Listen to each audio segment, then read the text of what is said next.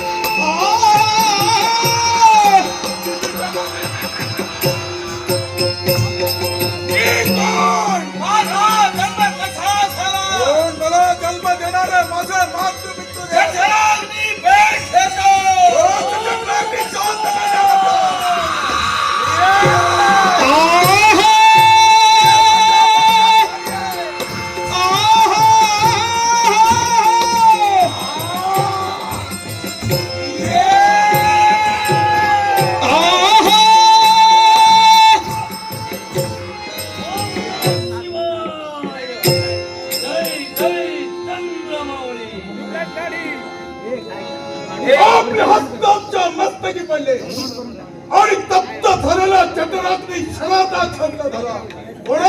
तुम्हा दोघांनाही जन्म देणारी ही तुमची मातृ पितृ देवता म्हणजे दैत्यगुरु शुक्राचार्य हो। शुक्राचार्य आपण आमचे पिता आहोत, पण माझ्या प्रश्नाची उत्तरं मला हवी आहे। कोणते प्रश्न? केवळ सुरेना त्रस्त झालेला देह मला प्राप्त झाला, क्षणाघात आपल्यावर क्षणभावी घेतली।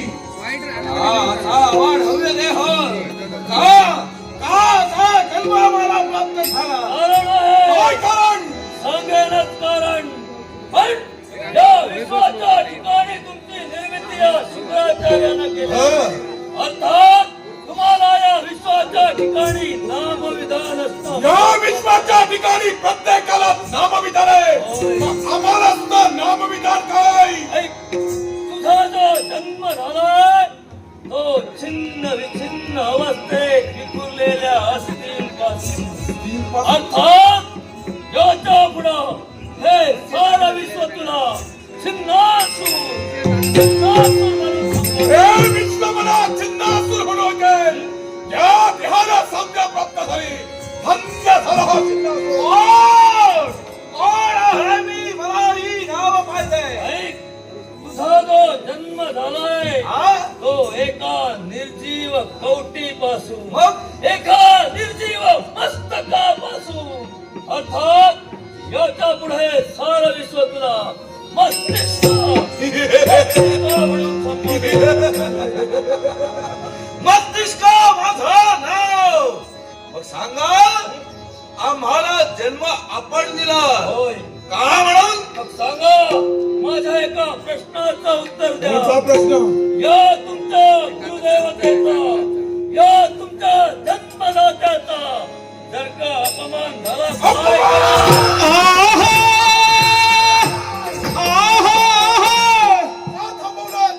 अपमान कुणी केला ज्ञात आहे?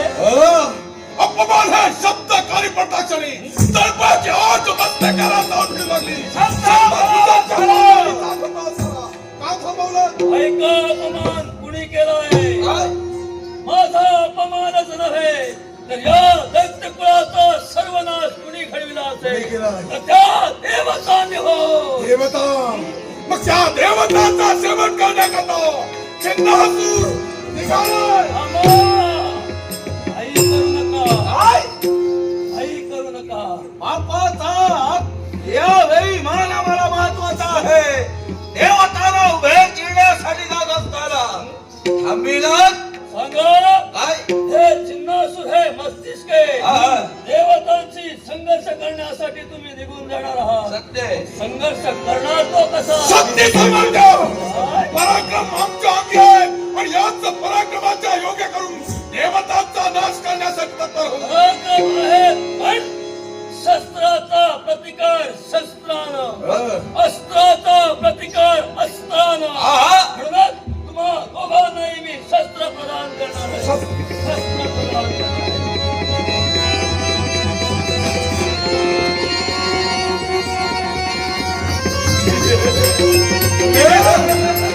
आत्मसंरक्षणासाठी शस्त्राच्या हाती दिला. चित्ता- मग याच विजय शस्त्राच्या सहाय्यानं त्या देवतांचा सेवन करण्याकरता अजूनही आहे. होय, तुम्ही दोघेही पराक्रमी आहातच. देवतांना तुम्ही निश्चितच झुळताराल. पण एका हस्तानं कधी टाळी वाजत नाही. म्हणून तुमच्या पराक्रमाला हवी आहे ती भक्तीची जोड. भक्तीची होय, आणि ती सुद्धा भक्ती याच ठिकाणी कोणत्या देवतेची करायची? कुणाची? माझा शंभू महादेव, माझा कैलास एक ताल तल्लीतेनं याच ठिकाणी भक्ती करा. जोपर्यंत मूर्तिमंत रूपाचं दर्शन तुम्हा दोघांनाही होत नाही तोपर्यंत भक्ती शंत पडता उपयोगाचा नाही. चिन्नासूर हे मस्तिष्क आहे. मी निघालोय स्वस्तानी. तुम्ही नमः शिवाय. हरि ओम नमः शिवाय. कैलासीच्या देवाची भक्ती करण्यासाठी तत्पर हो. आणि त्या देवाला प्रसन्न करून घेण्यासाठी तत्पर हो. नमः शिवाय.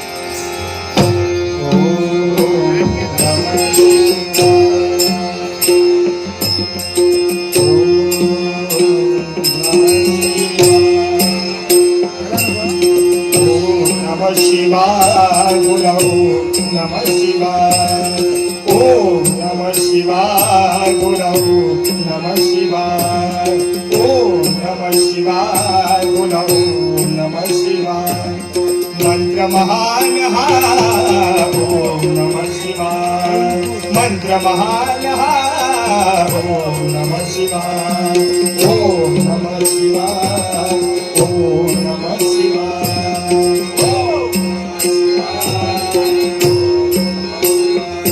चला करी कृपा आमावरी.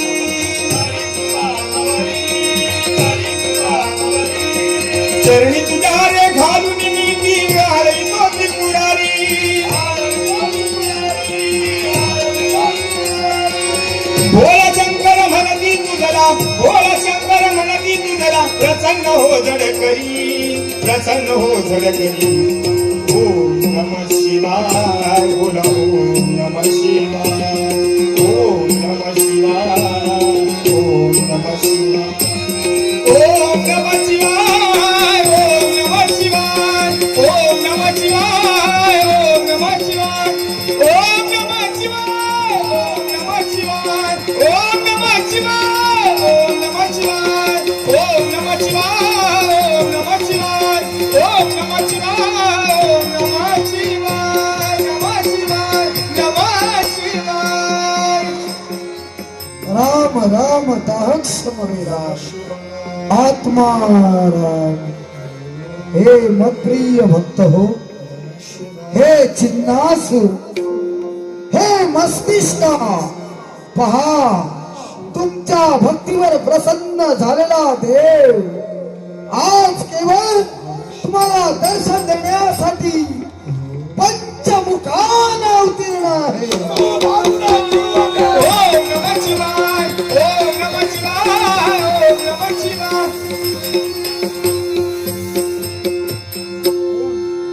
वैराग्य योगी शिव शूल पाणी सदा समाधी निज बोधवाणी उमा निवासा त्रिपुरांतकारी तुझवीर शंभो मज कोण तरी हे पिनाकमानु डमरुधरा हे नागभूषणा उमा महेश्वरा तुझ्या जन्या छन्नासून नतमस्तक होतय आहे मंगलमय आशीर्वचन. हे शिवशंभो ही मस्तिष्क नतमस्तक आहे. तुलाही आशीर्वचन. सांगा काय असं मनोरथ आहे जे या देवानं पूर्ण करावं म्हणून या देवाची अहर्निश भक्ती षडाक्षरी मंत्राचा जप तुमच्या मुखातून बाहेर पडावा. हे देवा या विश्वाच्या ठिकाणी मृत्यूची देवता तू आहे. हयाता कार्याला हाती घेतलं अशा महादेवा त्या मृत्यूवर आम्हाला मात करायची आहे. देवा या विश्वाच्या ठिकाणी अजिंक्य अमरत्व आम्हाला होय.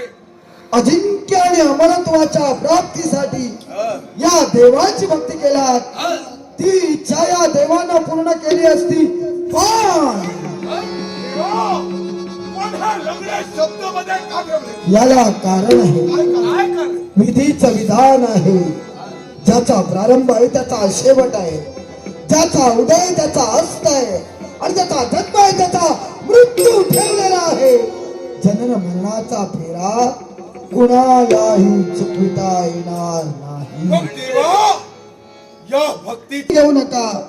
याला कारण आहे. काय कारण तुमच्या भक्तीचं श्रेय हा तू देव तुम्हाला देणार पण ते आगळ्या वेगळ्या प्रकाराने. कोणत्या रीतीन मृत्यू ही या विश्वातील अंतिम शाश्वत सत्य गोष्ट आहे. हा पण कुणाचा मृत्यू कधी कसा कुठं कुणाच्या हातून येईल हे कुणालाही माहित नसतं. पण तुम्ही भाग्यवंत असाल कारण तुमच्या इच्छेप्रमाणेच तुम्हाला मृत्यू प्राप्त होईल. देवा मृत्यू प्राप्त होईल. आमचा मृत्यू आमच्या इच्छेनुसार होणार देवा. मग देवा या छिन्नासुराचा मृत्यू एका अघोरी देवतेकडनं यावा. तथास्तु तथास्तु तथास्तु. धन्य धन्य देवा. हे देवा हे महादेवा मलाही आशीर्वाद हवाय. या विश्वाच्या ठिकाणी मस्तक नसणारी स्त्री केवळ तिच्याच करवी मला मृत्यू. तथास्तु. हे मस्तिष्के हा? ज्याप्रमाणे छिन्नासुराचा मृत्यू अघोरी देवतेकडून त्याप्रमाणे तुझा मृत्यू या जगात अशी स्त्री शक्ती जिच्या धडावर शीर नसे फक्त तिचं धड या विश्वात सजीव अवस्थेत तुझ्या समोर येईल आणि त्याच वेळी त्या शीरविरहित धड अवस्थेत असणाऱ्या स्त्री शक्तीकडून तुला मरण येईल. मरण येईल. राम राम दास हरी राम राम ओम राम नमः दास शिवाय.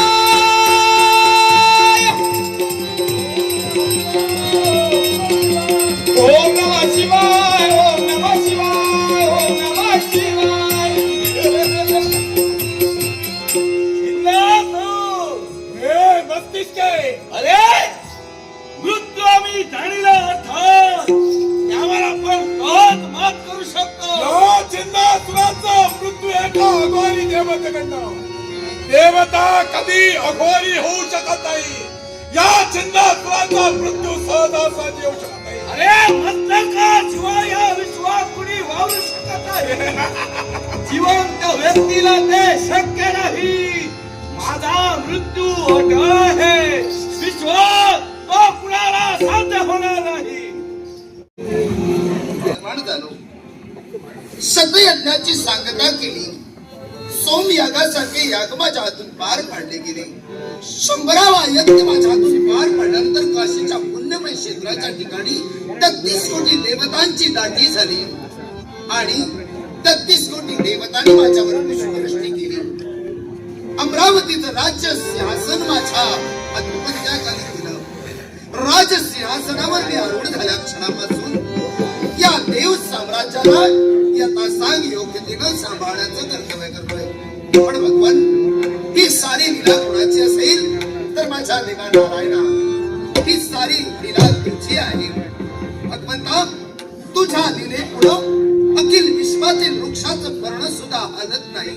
आणि म्हणून राखावी बहुतांशी अंतरे भाग्य तदनंतरे. अनेकांची मन जिंकल्यानंतर भाग्य चरत चालीनं आपल्या चरणाशी लोटांकडे घेत आहे. आणि भगवान, मी या स्वर्ग साम्राज्याच्या आसनी विराजमान झाल्या क्षणापासून अनेकांची मन जिंकण्याचं कर्तव्य करतोय. स्वर्ग साम्राज्यात दिलेली जबाबदारी योग्य रीतीनं पार पाडतोय. पण देवा, ही जबाबदारी पार पाडत असताना भगवंता, तुझा आशीर्वाद घेतल्याशिवाय अमरेशाच्या मनाचं कधीही समाधान होत नाही. तुझ्या आशीर्वादाच्या योगे करून भगवंता, मी माझं कर्तव्य हातविराचं कर्तव्य करतोय. पण देवा, तुझ्या आशीर्वादाच्या योगे करून देवा, तुझा आशीर्वाद या अमरेशाच्या पाठीशी सदैव राहू दे, सदैव राहू दे, सदैव राहू दे. शांती दे आम्हाला तो प्रभू, शांती दे.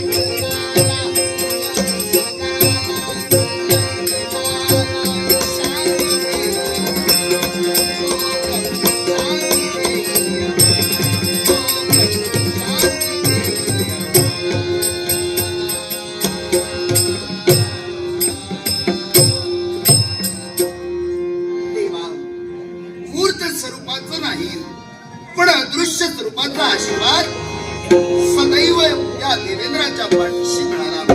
पण भगवान, मी ते कर्तव्य माझ्या हाती घेतलंय, त्या माझ्या कर्तव्यात यशाचा मार्ग सदोदित राहावा म्हणून भगवंता मी तुझी करुणा मागितली. सांप्रत पाहिलं असेल, देव आणि दानव हे सातत्य बंधुत्वाचं नातं, सांप्रत बंधुत्वाचं नातं, या बंधुत्वाच्या नात्याला दानवाने कलंक लावण्याचं कर्तव्य केलं. स्वर्ग साम्राज्यावर आक्रमण केलं. ज्यावेळी स्वर्ग साम्राज्यावर आक्रमण केलं त्यावेळी युक्तीचा भंडार घेऊन स्वर्ग साम्राज्यावर येणारे आक्रमणातले मी परतून लावण्याचं कर्तव्य केलं. पण भगवान, हे तुझ्या आशीर्वादानं पण आश्चर्य काय पाहतोय, त्याच्या दिली या स्वर्ग साम्राज्याच्या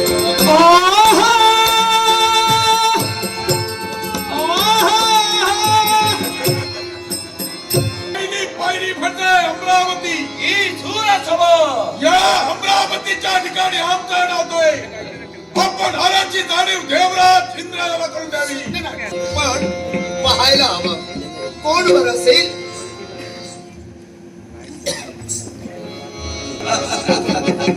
आश्चर्य, हिरवीच्या नजरेनं मी तुमच्याकडे पाहते. प्रत्यक्षानं एकेरी नावानं हात तुम्हीच दिलात का? आश्चर्य वाटू लागलं. कोणत्या गोष्टीचं? स्वर्ग साम्राज्याच्या ठिकाणी आसनी विराजमान असणारा अमरेश याला एकेरी नावानं हाक देण्यासाठी तुम्ही तयार झालात. कोण तुम्ही आणि एकेरी नावानं हाक देणारी बुद्धिमत्ता तुमची म्हटल्यानंतर मला जाणून घ्यायचंय. ऐका, कोण तुम्ही? नरोमा दैत्याच्या अस्थीपासून ज्याचा जन्म झाला, नरहोमा. माझा छन्नासूर. नरहुमा दैत्याचा तर नाश केलाच झाला, दानव कुळाचा सर्वनाश झाला. मग असं असताना नरहुमा दैत्याच्या अस्थीपासून तुझा जन्म म्हणजे नेमकं तुला काय म्हणायचंय? दैत्यगुरु शुक्राचार्य, हा, या शुक्राचार्याने संजीवनी विद्याच्या योगी करून नरोमा दैत्याच्या अस्थीपासून ज्याला पुनः जीवित केलं, तोच हा छन्नासूर तुमच्या नेत्रासमोर आहे. शाबास. म्हणजे शेवटी शुक्राचार्यांना डाव खेळावा लागलाच तर, कारण दानव कुळ संपुष्टात आलं याची पूर्ण कल्पना त्यांच्या नेत्रासमोर होती. त्याने करून ते हतबल झाले आणि शेवटी युक्तीचा तेढा डाव टाकून नरहुमा दैत्याच्या अस्थीपासून तुला जन्म देण्याचं कर्तव्य केलं. छिन्नासूर, कोण आहे? धन्यवाद देतोय मी. कोणत्या गोष्टीसाठी? ज्या नरहुमा दैत्यापासून त्या अस्थीपासून तुमचा जन्म झाला, अर्थात मी तुम्हाला धन्यवाद देतोय. पण एकच मला जाणून घ्यायचंय, या स्वर्ग साम्राज्यावर तुम्ही आलात का आणि कशा करता हे मला कळेल का? एकाच गोष्टीसाठी. कोणत्या गोष्टीसाठी? या विश्वाच्या ठिकाणी आमचं अस्तित्व आम्हाला निर्माण करायचंय. या विश्वाच्या ठिकाणी आम्हाला सत्ता स्थापन करायचंय. देवा, या अमरावतीच्या आसने या छिन्नासुराला विराजित व्हायचंय. आनंद आहे. प्रत्येक माणसानं, प्रत्येक दानवानं नव्हे तर यज्वत प्राणी मात्रानं स्वतःच अस्तित्व निर्माण करायला हवं. पण अस्तित्व निर्माण करत असताना स्वतःच्या पराक्रमानं, स्वतःच्या बुद्धिमत्तेनं आपलं अस्तित्व निर्माण करायला हवं. तुम्ही अस्तित्व निर्माण करण्यासाठी आलात स्वर्ग साम्राज्याच्या ठिकाणी. सहज बोलता बोलून गेलात. अमरावतीचं राज्य सिंहासन आम्हाला उपभोगायचंय का नाही?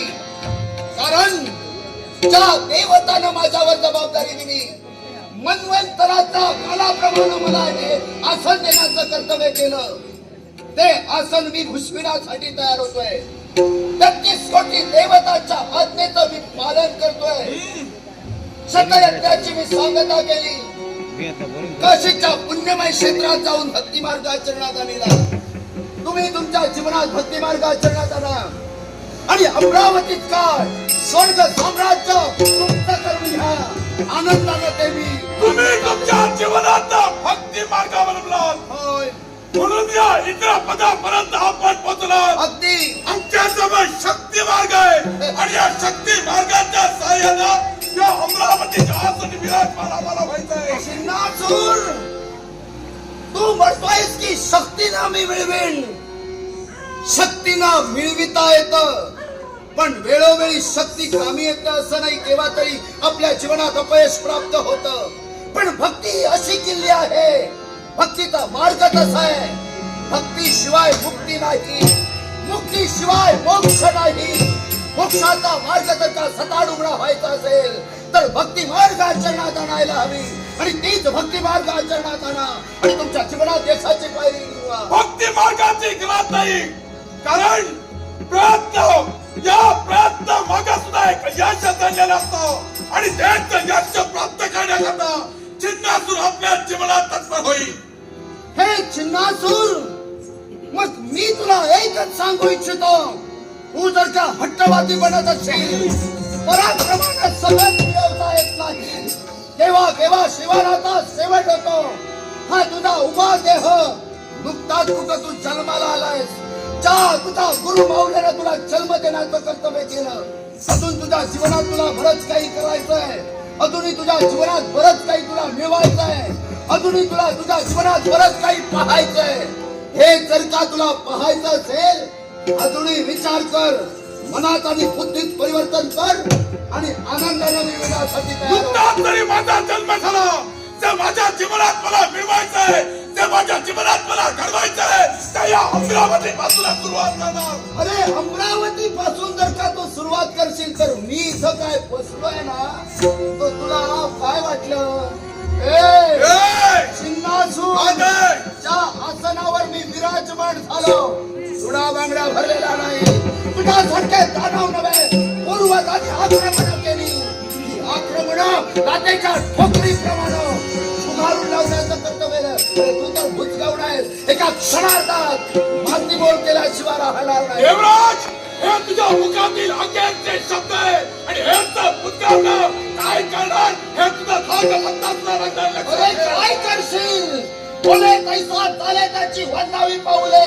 हा अमरावतीचा राजा बोलतो तसा चालतो. कृतीनं आचरणात आणून प्रत्यक्षानं तुझा सारख्या भडाला खबरदार हा देवेंद्र नव्हे, भडाप्रमाणे आक्रमण केलंय ते स्वर्ग साम्राज्यावर. मला काय वाटलं?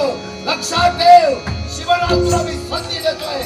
संधीचा सेवक संग्रामात होऊ नये, उमादेव माती बोलवू नये, तर धर्माचे संधीचा विचार करणार हा जिज्ञासू नव्हे. उद्याचं मरण आज आलं तरी चालेल, कुणाचं चरण पकडणार नव्हे. एक वेळ मरण आलं तरी चालेल. त्या देवराज जिजाच्या शैलीवर पाहिजे जर का तुला मरणाचे डोळे आठवले असतील, ते पूर्ण करण्यासाठी स्वर्ग साम्राज्याचा अधिपती तुझ्या समोर उभा आहे. मुखातून निघणारे मुखात वाचन केल्याशिवाय क्षणात राहणार नाही. मृत्यूचे हे भय कुणाला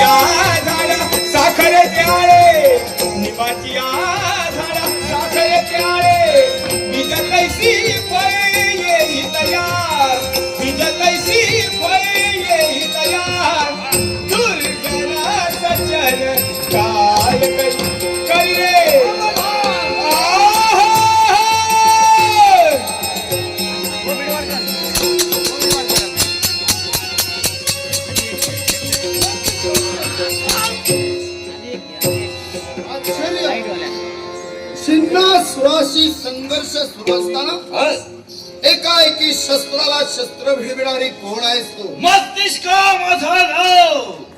इथं येण्याचं कारण एकाच गोष्टीसाठी, कोणत्या गोष्टीसाठी? माझ्या गुरुच्या स्वाभिमानासाठी आणि ज्या दानव कुळाचा सेवन आपण घडविलं त्याच्या उत्कर्षासाठी माझी पावलं इथं पडली आहे.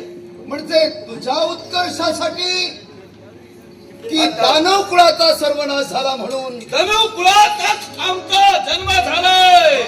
अर्थात कुळाचा उत्कर्ष मला घडवायचा आहे. त्याचप्रमाणे गुरुदेवतेचा सन्मान राखायचा आहे. दिलेला शब्द आज परिपूर्ण करायचंय. पण बाई गं, तू एक स्त्री आहेस. संघर्ष करून कुळाचा उद्धार करण्यापेक्षा हा तुझा देह, या तुझ्या देहाला शोभण्यासारखा एखादा पराक्रमी नवरा बघ, त्याच्या कंठीवर मला अर्पण कर आणि जेणेकरून तुझ्या कुळाचा स्वाभिमान कर. म्हणजे त्याहीपेक्षा दानव कुळ या जगाच्या ठाई आबादी राहील. देवराज, केवळ एक स्त्री जाणून आपण मला असा वाद करता. काय करू नये? पंचमहाभूत ज्याच्या अधीन आहे, होय. सृष्टीवर ज्याचं अधिपत्य आहे, मग अशा देवराजानं सद्धर्माला वागून स्वतःचा उत्कर्ष गाठायला हवा होता. अगदी. मला सांगा, नतभ्रष्ट झाला तुम्ही. सागराच्या तळाची संपत्ती गेली देवताची. अगदी. दानवाचे तळवे टाकायला का गेला होता? पण तू कोण होता? नाही, नाही, एक सांगा. तुम्ही ऐका, तुम्ही कोण होता? मी काय करावं? तुम्ही देवतांचे कोण होता एवढं सांग. मला पुढे सांगू नको. आम्ही देवतांची पुढे सांग. म्हणजे? का म्हणून सांगू नकोस. मी ज्या वेळी आम्हा देवतांची संपत्ती सागराच्या ठिकाणी गेली, त्यावेळी देव आणि दानव मिळून सागर मंथन केलं गेलं. देवतांची संपत्ती दोघांच्या साह्यानं बाहेर काढली गेली. त्यावेळी दानवांना सहानुभूती करण्यासाठी आम्ही तयार झालो. याची कल्पना तुला होती की नाही? आम्ही चालतो आहोत. कुळाचा इतिहास ज्याला माहित आहे तोच घडलेल्या चुका सुधारणा करून भविष्याकडे वाटचाल करतो. मस्तिष्क तू सांगितलं म्हणून तुला मी सांगतो. काय ते? गुरुना सांगावं आणि तू ऐकावंस. ऐकायलाच हवं, पण योग्य काय अयोग्य काय हे आपण ठरवायला हवं. उद्या तुझा गुरु तुला सांगणार आहे का विहिरीत उडतो, नाका तोंडात पाणी गेल्यानंतर तुझा गुरु तुला वाचवायला येईल. गुरुवर निष्ठा असते. गुरु वाचवायलाही घाबरू नको. माझ्या गुरु तेवढा समाई. काय ते? माझ्या गुरुच्या अंगी तेवढं सामर्थ्य आहे. तुझ्या म्हणून जर का सामर्थ्य होतं, तर दानव कुळाचा सर्वनाश झाला. त्यावेळी तुझा गुरु हतबल झाला. हतबल झाला. मग जर का तुझ्या गुरु जेवढी ताकद होती, तुझ्या गुरु जर का धमक होती, तर का आम्हाला त्याच वेळी प्रतिकार केला? मेलेल्या कवटीपासून मेलेल्या कवटीतून जन्माला आलेली ही ठिणगी तुझ्या नेत्रासमोर आहे आणि माझ्या गुरुला दुसऱ्या ठेवले. अशा माझ्या गुरुचा सामर्थ्य गुरुला सिद्ध केलंय. पण तुमचा भ्याडपणा आणि कपटीपणा विश्वासमोर मला सत्य करायचा. एक लक्षात ठेव, तू कपटी म्हण नपेक्षा वाटेल ते म्हण. या विश्वासाठी स्वर्ग साम्राज्याच्या अभ्युदयासाठी मी अजूनही स्थिर आहे. याचा विचार कर आणि तदनंतर तुझ्या मुखातून निघणाऱ्या देवतांच्या आसनावर विराजित झाला. म्हणून केवळ या विश्वाच्या ठिकाणी आमचा निर्णय घेण्याचा अधिकार तुला नाही. आमच्या अंगी सामर्थ्य आहे. कुठे तुझा निर्णय घेतला? आमचं स्वातंत्र्य आमच्याशी बांधलेलं आहे. ते आम्हाला घडवायचंय.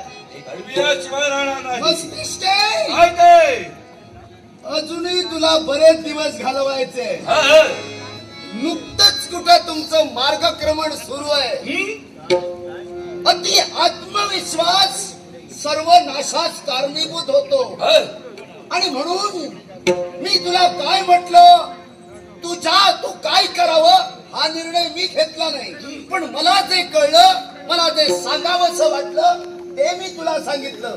आचरण करावं की न करावं तुझ्या मनाचा प्रश्न आहे. मग आम्ही- आचरण जर का केलंच भवितव्य घडेल, उच्चतम शिखर गाठशील. आचरण केलं नसशील, मृत्युमुखी पडशील. हा उभा देह संपला जाईल. ज्या मृत्यूवर मात करून मी पुनर्जीवित झाले हे लक्षात ठेव. देवतांचे चरण पकडण्यासाठी नव्हे, तुमच्या मनासाठी मस्तिष्कात टक्कर होईल. हे मस्तिष्क आहे. काय अगं तूच काय दानव कुळातून तुझा पूर्व दानव हेच केलं. स्वर्ग साम्राज्याला काढण्यासाठी त्यांनी पावलं उचलली, पण शेवटी त्याचा राज झाला. देवेंद्र सत्तेत आहे, तुझा नाश होऊ नयेचं जर का वाटत असेल आघाडीदार झाले या विश्वाच्या ठिकाणी वैरी म्हणून तू माझ्या समोर उभा ठाकतो. अशा वैरात वैरी तू मातला स्वैर झाला खरा. वैरी तू मातला वैरी तू मातला स्वैर झाला. वैरी तो ठेचला या क्षणाला खरा. वैरी तो ठेचला आई गोठे तिला वैरी तो ठेचला आई गोठे तिला वैरी तो ठेचला या क्षणाला. वैरी तू मातला स्वैर झाला खरा.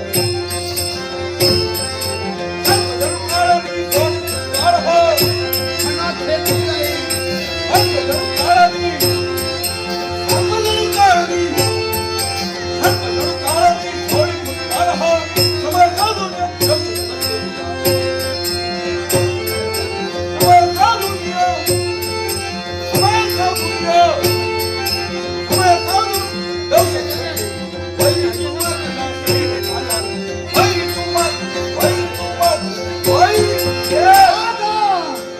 मृत्यूची भीती कुणाला?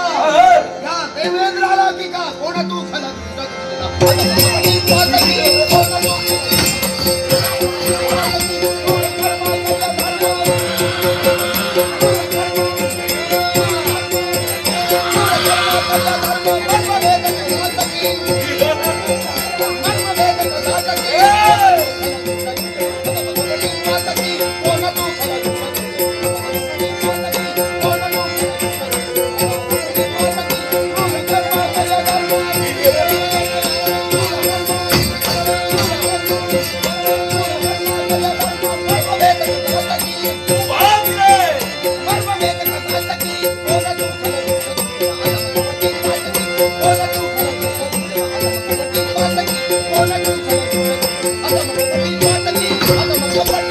आहाहाहा, किती करशील वेड्या भरोसा या नर देहाचा.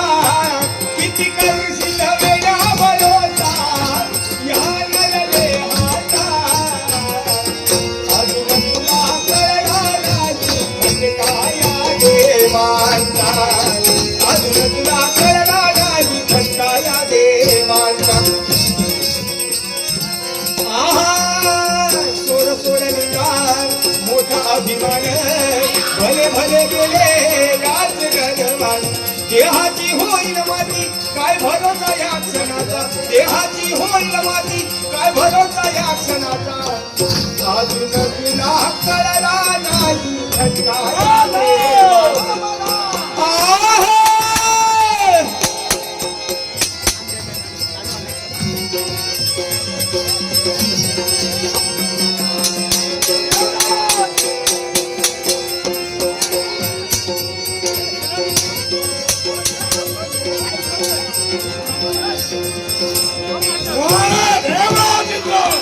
एक सारखा करतोय.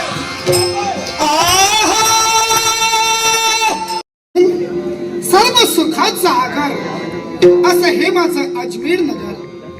हे अजमेर नगरीच्या राज्य सिंहासनी आम्हाला अधिष्ठित करण्यात आलं. तक्षणी आमच्या मुखातून प्रतिज्ञा बाहेर पडली. नियतो यत्र धर्मो वै तम शंकः समाचरः प्रिया प्रिये परित्यज्य समः सर्वेषु जंतुषु.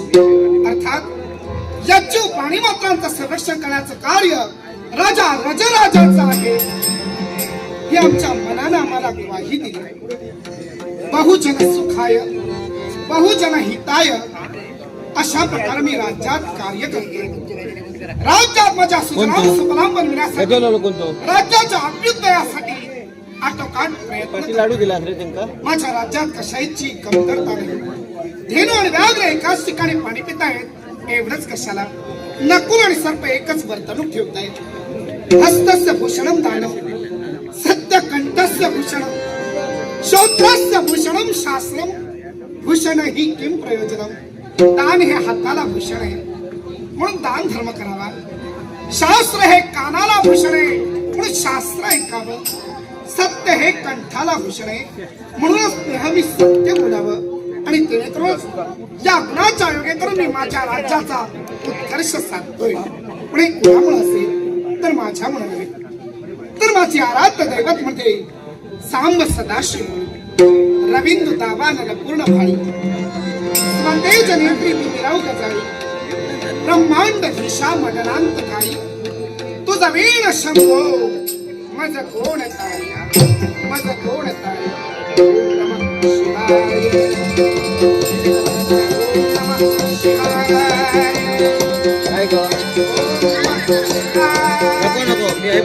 ओम नमः शिवाय गौरी शंकरा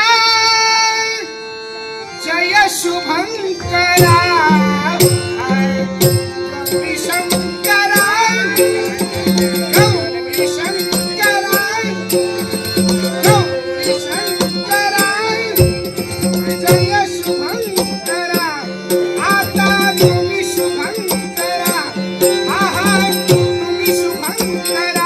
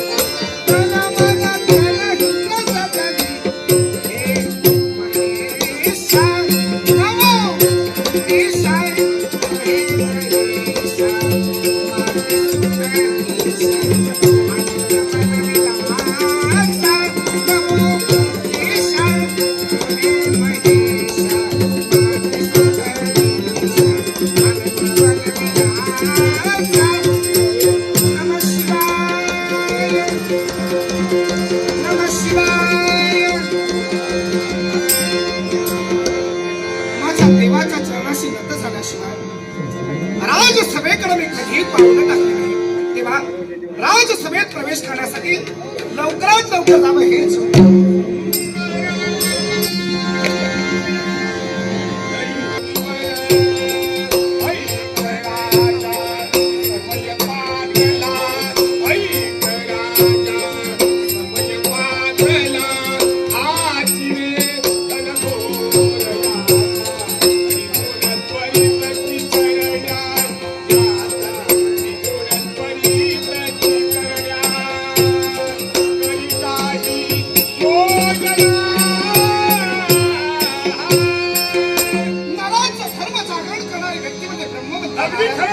हे नारदमुनी नित्य निवार माझ्या राजसभेत प्रवेश करताना किंवा आनंदाने तुम्ही हसताना येतात. आज येताना आपल्या मुखातून शब्द बाहेर काय म्हणतायत. दैत्य मानले अति भयंकर सारे या अवनीवर ऐक राजा समय बांधला हाची लेखन नेमकं काय घडलंय. हा प्रकार कुठं घडलाय हे नाही मला कळलं. नाही नेमकं काय घडलंय ते माझ्या मुखामध्ये ऐक ऐक रे रजराजा दैत्य गुरुची कृपा. ऐक ऐक रे रजराजा दैत्य गुरुची कृपा.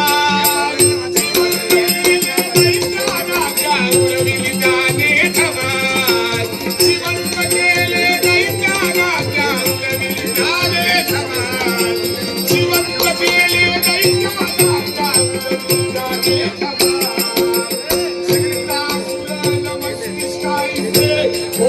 राक्षस दोन होते राक्षस दोन होते राक्षस दोन छिन्न विछिन्न तुकडे त्याचे गोळा होते करुण गोळा होते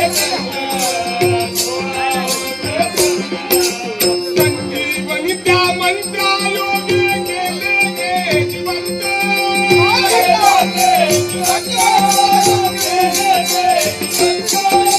नावे त्याची मस्तिष्का अनदैत छिन्नासुर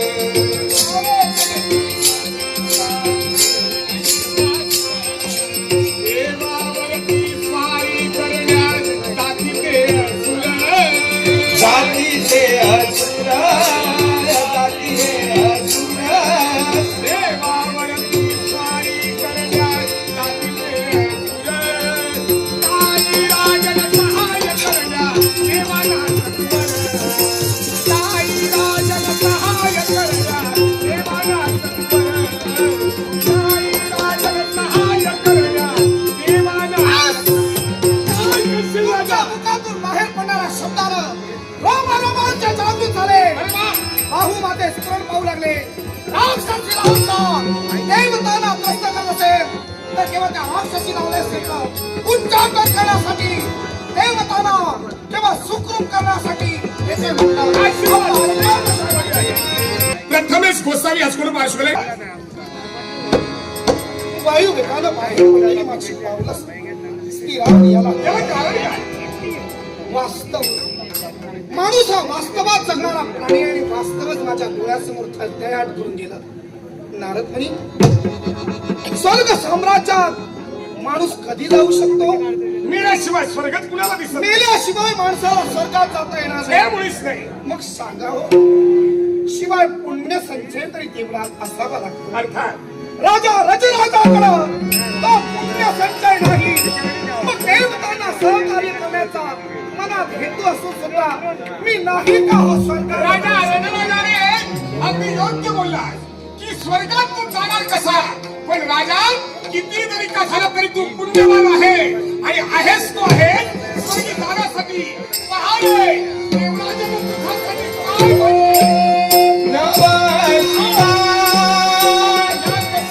ओम नमः शिवाय ओम नमः शिवाय ओम नमः शिवाय ओम नमः शिवाय ओम नमः शिवाय ओम नमः शिवाय ओम नमः शिवाय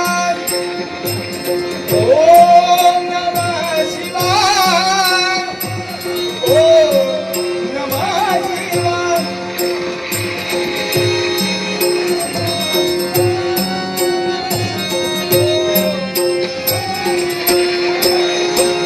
स्वर्गावरती स्वारी करण्या राजा माझा निघाला हो.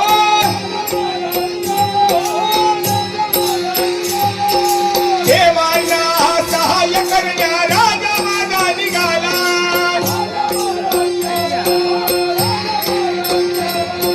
शूरवीर हा राजा माझा काही दृष्ट हाणन हो. राजाचे शिवस्मरण होते शिवस्मरण. ओम नमः शिवाय ओम नमः शिवाय ओम नमः शिवाय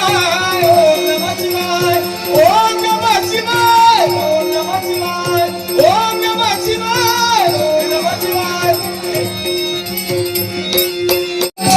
ओम नमः शिवाय ओम नमः शिवाय ओम नमः शिवाय ओम नमः शिवाय ओम नमः शिवाय ओम नमः शिवाय ओम नमः शिवाय ओम नमः शिवाय ओम नमः शिवाय ओम.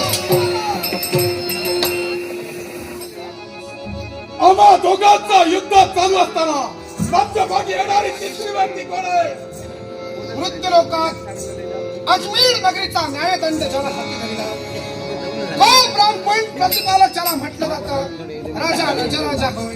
पण देवराज इंद्रांशी द्वंद्व करणारे आपण कोण? अर्थात मस्तिष्क.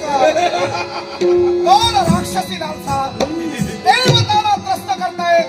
अर्थात आमचं आगमन झालंय हे मिटविण्यासाठी. तेव्हा चला म्हणतोय चलिता दिवो चलिता पृथिव्या स्वर्ग आणि मृत्यूलोकाचा उत्पादन करता देवराज इंद्रांना म्हटलं जातं. मानव आणि देवता अद्वैताचं नातं आहे ते भक्ती तत्व. या भक्ती तत्वासाठी मी आपल्याला संधी देतोय. चला देवतांचे चरण धरा आणि तुमचं मरण चुकवा. संधीचा विचार करणारा छिन्नासूर नव्हे, चरण कडाचा प्रकारणारा छिन्नासूर नव्हे. एक वेळ बोलायला तरी चालेल. हे छिन्नासूर नाईलाज माझा होईल. शतम प्रति शाट्य मला बनावं लागेल आणि तेव्हा तुझ्या जीविताचा सर्वनाश करून देवतावरील अरिष्ट दूर करावं लागेल. तिला दोन भाषांचा व्यवहार करावा. तिला तुझा हात दाबा, घरी मी सर्व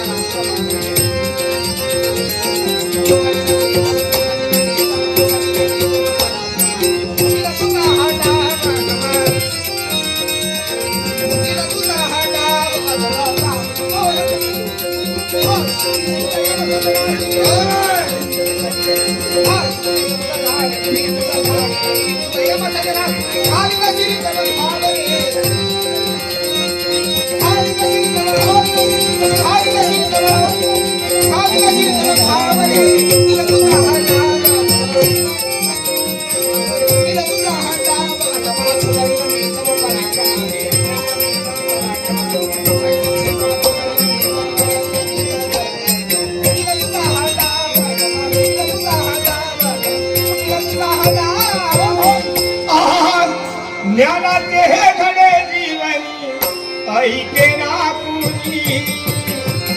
ज्ञानाचे हे घडे जीवनी ऐके ना पूजी. मूढ नराच्या न बनवले हरिचक्र पाणी.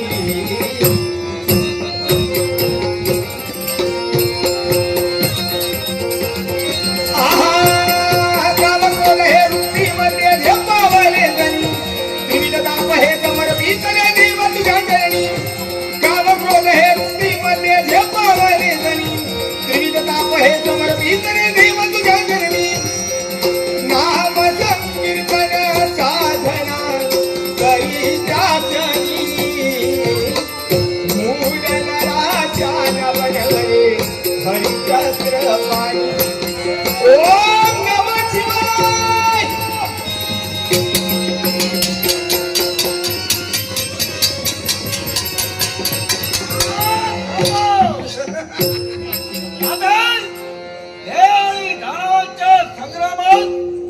आपण यावेळी उपस्थित झालं. मी आपल्याला सांगू इच्छिते हे वैरत्व आमच्यातलं आहे. आपण मध्ये येऊ नका. मस्तिष्क अलीकडेच तुमचा म्हणे जन्म झाला. पण माझा जन्म झाल्यापासून आतापर्यंत जे ज्ञान आहे ना त्या ज्ञानानं दानव कोण देव कोण मानव कोण मला कळतंय. या विश्वात कश्यप आणि देवतांचं मानवांचं आणि दानवांचं नाटक आहे. केवळ सारे एकच पित्याची संतान आहे. होय ना? मान्य मला. मग प्रत्येकाच्या जीवनात प्रत्येकाच्या वाट्याला राहण्यासाठी वस्तिस्थान आलं. देवतांच्या वाट्याला 21 स्वर्ग आहेत. एवढंच नव्हे तर मानवांच्या वाट्याला नवखंड पृथ्वी आहे. तद्वत दानवांच्या वाट्याला 7 नव्हे 14 पाताळ आहेत. अतल पितल सुतल महितल तलातल रसातल भूतल हवांगतल हिंदतल आदित्यतल अगरतल उभयानतल आणि पाताळ. मग 14 पाताळ दानवांना असताना देवतांशी वैमनस्य का? एका गोष्टीसाठी माझा तरी वैमनस्य याच्याशी एका गोष्टीमुळे केवळ माझ्या कुळाचा शेवट याला केलाय आणि म्हणून याचा सूड म्हणून याला मी ठार करणार. कुळाचा अभ्युदय करण्यासाठी आणि तेव्हा देवतांना वैमनस्य पुकारण्याशिवाय दानवाने आणखी केलं तरी काय? काय तुझे पूर्वज मृत्युमुखी पडले याला जबाबदार केवळ पूर्वजांचं कुकर्म होतं. कोणत्या अर्थीनं? देवतांचं अस्तित्व विश्व नियमन करण्याचं त्यांना मान्य नाही आणि म्हणूनच देवतांना आपल्या पायाखाली आणण्यासाठी त्यांनी प्रयत्न केला आणि तो प्रयत्न जर तुम्ही केला असाल तर राहता राहिलेली ही दोन बाहुली म्हणतोय ही कळसूत्री बाहुली आहेत देवतांच्या हातातली. कदाचित मी इथं आलो असेल पण ती प्रेरणा ही देवतांचे या कळसूत्री बाहुल्यांना कसं नाचून कसं हसून देवता माझ्याकडून मृत्यू सदरी केले काय हो? यावेळी देवतांना सहाय्य करण्यासाठी आलात पण मला सांगा ज्यावेळी सागर मंथनाच्या वेळी यांनी दानवांच्या बाबतीत कपट केलं त्यावेळी तुम्हा मानवाला हे असं वाटलं नाही की दानवांना सहाय्य करावं दानवांची योग्य बाजू देवतांसमोर मांडावी. मी मुळात जातो हा आणि मुळात गेल्यानंतर माझा नाईलाज होतो. काय ते सागर मंथनाच्या अगोदर देव दानवांचा वैरत्व नव्हतं का? होता मान्यच आहे. मग मला प्रथमतः सांग हैग्रीव दानव जो उन्मत्त झाला ज्या हैग्रीवानं इंद्रदेवांची कन्या जयंतीकडे वक्र दृष्टीनं पाहिलं तेव्हा देवतांनी काय अनहित केलं होतं दानवांचं?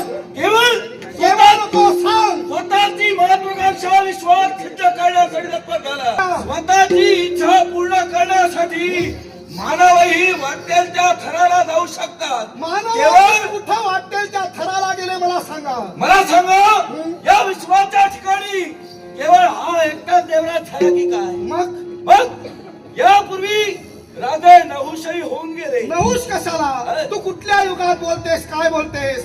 अगं 33 कोटी देवतांचं इंद्रपद शिवशंकर जांभई देताना एक चुटकी वाजवतात अशा 360 चुटक्या होतील तेव्हा एक खटका 8 खटका म्हणजे 1 दिवस रात्र 30 दिवस रात्र म्हणजे 1 मास अशा प्रकारे जेव्हा इंद्रदेवांचा जन्म होतो 14 इंद्र जन्माला आले की एक ब्रह्मदेव जन्माला येतात तेव्हा कोण किती जन्माला आले त्यापेक्षा आहेत ते काय करतायत ते महत्वाचे. मग तुमचं अस्तित्व या विश्वात दानवांचं दोघांचं शिल्लक आहे तर आपल्या कुळाचा अभ्युदय करायचा सोडून देवतांची वैमनस्य. यापूर्वी दानव मेहनत करा उद्या बाजूला आम्ही दोन आहोत दानाला पुरवलं त्याच वेळी विश्वाच्या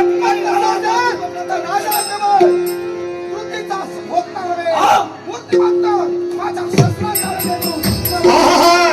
अपराधाने राजन भरले नाम हरी सतवरी अपराधाने राजन भरले अपराधाने राजन भरले अपराधाने राजन भरले नाम हरी सतवरी कासारी सर जीव दयाळा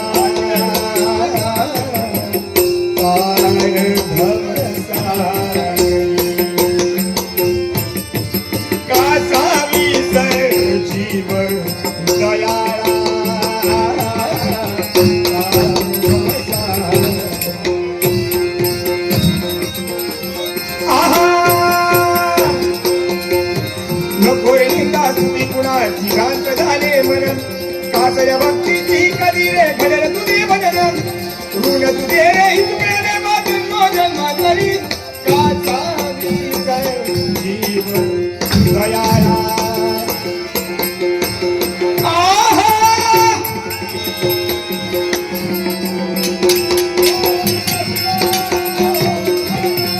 ओम नमः शिवाय ओम नमः शिवाय ओम नमः शिवाय ओम नमः शिवाय ओम नमः शिवाय ओम नमः शिवाय ओम नमः शिवाय ओम नमः शिवाय ओम नमः शिवाय.